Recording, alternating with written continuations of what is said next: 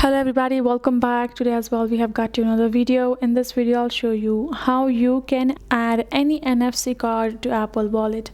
But before that, please do make sure to like our video, subscribe our channel, and yes, without any further delay, let's get started. So to add any NFC card to Apple Wallet, you can simply tap the card to your particular iPhone, and you can also use an app like NFC Tools to scan the NFC tag on the card. So these are the two options available, two methods available for you to use.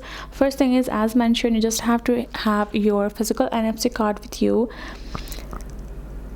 which needs to be NFC supported card to, and you simply have to tap it to your why the plane has to fly away right, you just have to simply tap to your iPhone and it will be connected, and the card should be automatically added to your Apple Wallet, and you can check it out in the wallet later.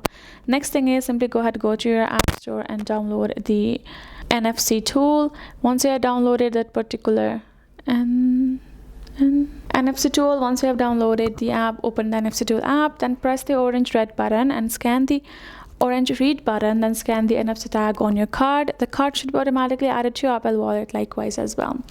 Those are the method. Hope this helped. Thank you so much for watching. I'll see you guys in our next video.